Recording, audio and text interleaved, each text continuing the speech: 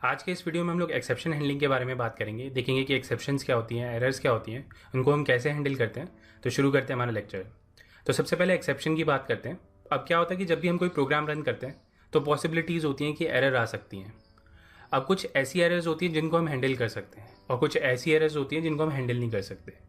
For example, मैं एक database से कनेक्शन बनाने जा रहा हूँ बट वो कनेक्शन बन नहीं पा रहा है। समाव कोई प्रॉब्लम आ रही है, मे बी सर्वर के एंड पे हो, मतलब मैं उस डेटाबेस से कनेक्शन नहीं बना पा रहा हूँ। तो उस चीज़ को हम लोग ग्रेसफुली हैंडल कर सकते हैं। मतलब हम यूज़र को एक मैसेज दिखा देंगे कि करंटली हम लोग डेटाबेस से कनेक्ट नहीं कर पा रहे, please try after some time. तो इस तरीके से हम लोग इन वाली एरर्स को ग्रेसफुली हैंडल कर सकते हैं। मतलब मेरी एक्सपेक्टेशन तो ये थी कि मैं कनेक्शन बना पाऊंगा, मतलब मोस्ट ऑफ द केसेस में बन भी जाता है, बट समाव अगर नहीं बन पाया तो मैं उसको ग्रेसफुली हैंडल करना चाहता हूँ, एप्लीकेशन को ब्रेक नहीं करना चाहता। मतलब ऐसा नहीं हो कि मेरी एप्लीकेशन क्रैश हो गई। तो एक और एग्जाम्पल बताता हूँ। अब मैंने यूज़र से बोला कि भैया इसमें सिर्फ नंबर ही डालना। मतलब सपोज कोई एज वाली फील्ड है, मैंने उससे बोला था कि इसमें नंबर ही डालना, बट यूज़र है कुछ भी डाल सकता है, तो उसने वहाँ पे नंबर की जगह स्ट्रिंग वैल्यू डाल दी। तो मेरा प्रोग्राम ब्रेक हो सकता है। अगर मैंने वहाँ पे सही से हैंडल नहीं किया होगा तो मेरा प्रोग्राम क्रैश कर जाएगा। तो इस तरीके की जो एरर्स होती हैं जिनको हम हैंडल कर सकते हैं उन्हें एक्सेप्शन कहते हैं। बट कुछ एरर्स ऐसी होती है जिनको हम हैंडल ही नहीं कर सकते। फॉर एग्जाम्पल, चलते चलते JVM में कुछ एरर आ गया और उसको हम ग्रेसफुली भी हैंडल नहीं कर सकते। मतलब इस वाली चीज़ों को हम हैंडल नहीं कर सकते। अब चलते चलते मेरी रैम में कुछ पंगा आ गया तो उसको भी मैं हैंडल नहीं कर सकता। तो ये जो एरर्स होती हैं इनको हम हैंडल नहीं कर सकते। बट कुछ एरर्स जो होती हैं उनको हम हैंडल कर सकते हैं और वो हमें करनी भी चाहिए अपने प्रोग्राम के अंदर। तो इसको हम एक्सेप्शन हैंडलिंग कहते हैं। तो अगर इसे आसान शब्दों में बोलूँ, कुछ ऐसे सिनेरियोज जहाँ पे एरर आ सकती है यानी एक्सेप्शन आ सकती है, उसको हम हैंडल करते हैं। अब बात आती है कि इन एक्सेप्शंस को हम हैंडल कैसे करते हैं। तो इसको हैंडल करने के लिए हमारे पास 3 कीवर्ड हैं, ये ट्राई, कैच एंड फाइनली। तो इसको कोड के थ्रू बताता हूँ। तो यहाँ पे मैं एक एरे बनाता हूँ और इसको मैं इनिशियलाइज करूँगा एरे ऑफ 1, 2, 3। तो इस तरीके से मैंने एक 3 का एरे बनाया है, बट समहाउ यहाँ पे मैंने गलती से एरे का 5th एलिमेंट एक्सेस कर लिया। अब मुझे मालूम है कि मेरे एरे के अंदर सिर्फ 3 ही एलिमेंट है, बट यहाँ पे मैंने 5th एलिमेंट एक्सेस कर लिया। तो यहाँ पे पॉसिबिलिटी है कि एरर आ सकती है। मतलब यहाँ पे तो आएगी क्योंकि मैं यहाँ पे ज़बरदस्ती एरर रिप्रोड्यूस करने की कोशिश कर रहा हूँ कि एरर आ जाए। बट सपोज ये डायनेमिक वैल्यू होती, मतलब यूज़र इनपुट होता, तो यूज़र कुछ भी वैल्यू डाल सकता है।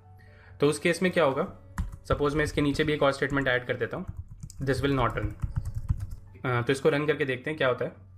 तो यहाँ पे आप देख सकते हैं एरर आ गया, इंडेक्स आउट ऑफ बाउंड की। यहाँ पे 3 ही एलिमेंट थे, बट मैंने यहाँ पे 5th एलिमेंट एक्सेस कर लिया। मतलब वो उसके बाउंड के अंदर नहीं है, मतलब उसकी बाउंड्री के अंदर नहीं है, तो वो एरर दे देगा। तो यहाँ पे आप देख सकते हैं ये वाली लाइन प्रिंट नहीं हुई है। जैसे ही प्रोग्राम हमारा यहाँ पे पहुँचा और यहाँ पे एक्सेप्शन आ गई, तो उसके आगे की स्टेटमेंट उसने एग्जीक्यूट ही नहीं करी, मतलब हमारी एप्लीकेशन यहीं पे क्रैश हो गई। तो इस चीज़ को हम लोग प्रिवेंट कर सकते हैं, जिससे हमारी एप्लीकेशन चलती रहे और ग्रेसफुली हम एक्सेप्शंस को हैंडल कर पाएँ, जिससे हम यूज़र को बता पाएँ कि भैया आपने कुछ गलत कर दिया है, एक बार चेक कर लो कि आपने सही इनपुट दिया है कि नहीं। तो उसके लिए हम लोग यहाँ पे ट्राई कैच का यूज़ करते हैं। तो इसको यूज़ करके दिखाता हूँ। तो यहाँ पे मैं लिखता हूँ ट्राई, उसके बाद यहाँ पे हम लिखेंगे कैच, और यहाँ पे मैं एक ऑब्जेक्ट बनाऊंगा एक्सेप्शन टाइप का, और इसके बाद हम लोग लिखते हैं फाइनली। तो ये 3 ब्लॉक्स हैं हमारे पास जिसकी मदद से हम लोग एक्सेप्शन हैंडलिंग करते हैं। जावा में भी सेम ही कॉन्सेप्ट होता है, मतलब वहाँ पे भी सेम ही कीवर्ड यूज़ होते हैं, ट्राई है, कैच है, फाइनली है। सिमिलरली C# में भी है हमारे पास, इवन जावास्क्रिप्ट में भी ट्राई कैच होता है। तो मतलब कॉन्सेप्ट सेम है। तो इन ब्लॉक्स को हम लोग 1 बाय 1 देखते हैं। तो सबसे पहले बात करते हैं ट्राई वाले ब्लॉक की। तो ट्राई वाले ब्लॉक के अंदर हम वो वाला कोड लिखते हैं जिसमें एरर आ सकती है, मतलब ऐसा कोड जिसमें एरर आ सकती है तो हम ट्राई वाले ब्लॉक में लिखेंगे। मतलब हमें पता होगा कि इसके अंदर एक्सेप्शन आ सकती है तो हम ट्राई लगा देंगे। अब जब भी आप कभी ट्राई ब्लॉक लिखोगे तो उसके साथ या तो आपको कैच लिखना पड़ेगा या फाइनली लिखना पड़ेगा। तो यहाँ पे आप देख सकते हो मैंने कैच लिखा हुआ है। तो कैच ब्लॉक क्या कहता है, मतलब आप ट्राई करो इस कोड को एग्जीक्यूट करने की, और जब ये कोड एग्जीक्यूट हो रहा होगा और उसमें कोई एक्सेप्शन आ जाएगी तो मैं उसको कैच कर लूँगा, मतलब मैं हैंडल कर लूँगा। तो कोड के एग्जीक्यूशन के दौरान अगर कोई एक्सेप्शन आती है तो ये जो कैच ब्लॉक है वो उसको हैंडल कर लेता है। तो अभी इसको एग्जाम्पल से भी देखेंगे। उसके बाद फाइनली की बात करते हैं। अब इसके अंदर हम लोग वो वाला कोड लिखते हैं कि चाहे इसमें कोई एरर आए या ना आए, मतलब चाहे वो इसके अंदर कोई एरर हो या ना हो, या कैच वाले ब्लॉक के अंदर वो जाए या ना जाए, बट फाइनली वाला जो कोड है वो एग्जीक्यूट होगा ही होगा। तो इसको आसान शब्दों में समझाता हूँ। मतलब हम लोग ट्राई ब्लॉक के अंदर कोड एग्जीक्यूट कर रहे हैं। अब इसके अंदर 2 पॉसिबिलिटी हैं, या तो एक्सेप्शन आएगी या नहीं आएगी। अगर एक्सेप्शन आई तो वो कैच ब्लॉक में जाएगा, अगर एक्सेप्शन नहीं आई तो वो कैच ब्लॉक में नहीं जाएगा। बट फाइनली ये कहता है कि भैया इसके अंदर चाहे एरर आए या ना आए मैं एग्जीक्यूट होऊंगा। तो ये हमारे 3 ब्लॉक ऑफ कोड हैं जिसकी मदद से हम लोग एक्सेप्शन हैंडलिंग करते हैं। बहुत कॉमन कंसेप्ट है ट्राई कैच का। तो यहाँ पे इसको यूज़ करके देखते हैं। तो इस वाली लाइन के अंदर एरर आई थी तो मैं इसको यहाँ से कट कर लेता हूँ और यहाँ पे पेस्ट कर देता हूँ। उसके बाद यहाँ पे भी मैं एक और प्रिंट एलन लगा देता हूँ, I will execute no matter what. Similarly इसके अंदर हम एक्सेप्शन हैंडल करते हैं प्रिंट एलन। तो कैच वाले ब्लॉक के अंदर हम वो वाला मैसेज लिखते हैं जो हम यूज़र को बताना चाहते हैं कि भैया आपने कुछ गलती कर दी है। तो यहाँ पे मैं प्रिंट एलन लिखता हूँ, please check the array index. तो अब इसको रन करके दिखाता हूँ। तो यहाँ पे आप देख सकते हैं सारी स्टेटमेंट्स रन हुई हैं। सबसे पहले उसने बोला please check the array index, मतलब हमारा कैच ब्लॉक एग्जीक्यूट हुआ है। यहाँ पे एरर आ गई थी तो उसने कैच ब्लॉक एग्जीक्यूट किया। उसके बाद उसने फाइनली ब्लॉक को एग्जीक्यूट किया। तो उसके बाद ये हमारी लास्ट लाइन है जो रन हुई है। तो यहाँ पे आप देख सकते हैं सारा कोड एग्जीक्यूट हुआ है, हमारी एप्लीकेशन ब्रेक नहीं हुई है, मतलब यहाँ पे हमने ग्रेसफुली हैंडलिंग करी है। तो ये था हमारा ट्राई कैच और फाइनली के बारे में। तो आगे बढ़ते हैं और कुछ और पॉइंट्स भी देखते हैं ट्राई कैच के बारे में।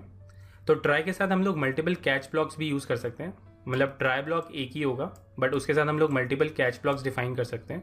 तो यहाँ पे मैं कैच ब्लॉक डिफाइन करता हूँ और यहाँ पे मैं ऑब्जेक्ट बनाऊंगा EX और यहाँ पे मैं इसको दूंगा नल पॉइंटर एक्सेप्शन। तो इस तरीके से हम लोग मल्टीपल कैच ब्लॉक्स डिफाइन कर सकते हैं। तो मल्टीपल कैच ब्लॉक्स डिफाइन करने का क्या मतलब है, मतलब इस वाले कोड के अंदर मल्टीपल टाइप्स की एक्सेप्शंस आ सकती हैं, तो उसको हैंडल करने के लिए यहाँ पे हम मल्टीपल कैच ब्लॉक्स लगा सकते हैं। मतलब पॉसिबिलिटी है कि ये एरे नल हो तो यहाँ पे नल पॉइंटर एक्सेप्शन आ जाएगी। अगर एरे नल नहीं होगा तो उसके अंदर कोई और एक्सेप्शन भी आ सकती है, तो वो ये वाली हैंडल कर लेगी। तो ये जो हमारी एक्सेप्शन क्लास होती है ये हमारी पेरेंट क्लास है, तो इसको हम लोग हमेशा एंड में लिखते हैं।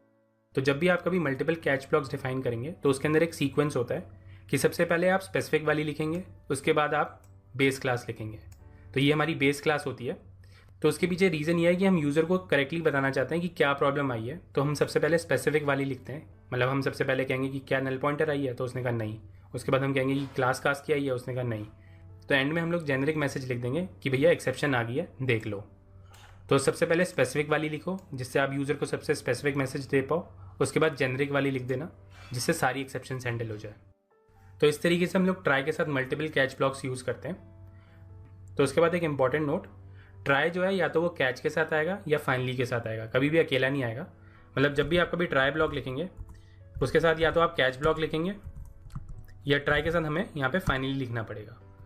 तो कभी भी आप ट्राई को अकेला यूज़ नहीं कर सकते। तो यहाँ पे आप देख सकते हैं एरर आ रही है एक्सपेक्टिंग कैच और फाइनली, मतलब या तो कैच डिफाइन कर दो या फाइनली डिफाइन कर दो। तो ये था हमारा ट्राई कैच के बारे में। तो आगे बढ़ते हैं और अपने लास्ट कीवर्ड के बारे में बात करते हैं, थ्रो कीवर्ड के बारे में। तो इसको मैं यहाँ से रिमूव कर देता हूँ पूरा कोड। तो कभी कभी ऐसे सिनेरियोज होते हैं जहाँ पे हम इंटेंशनली एक्सेप्शन थ्रो कर देते हैं, मतलब एज एन एप्लीकेशन डेवलपर हम लोग खुद से एक्सेप्शन थ्रो कर देते हैं कि हम इसको हैंडल नहीं कर सकते, इसको सही करके ही यूज़ करो।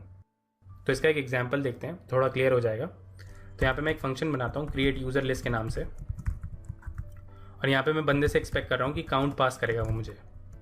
तो मैं यूज़र से कह रहा हूँ कि मुझे काउंट पास कर देना, मैं उसके अकॉर्डिंग एक यूज़र लिस्ट बना दूंगा। तो इसके अंदर मैं एक चेक लगाता हूँ, if count is less than 0।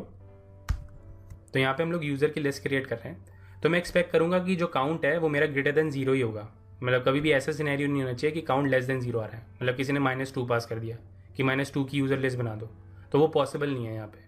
तो यहाँ पे हम एक्सेप्शन रेज कर देंगे कि हम लोग इसको हैंडल नहीं कर सकते, सही आर्गूमेंट पास करो। अगर ऐसा नहीं होता तो यहाँ पे हम एल्स कंडीशन लगाएंगे।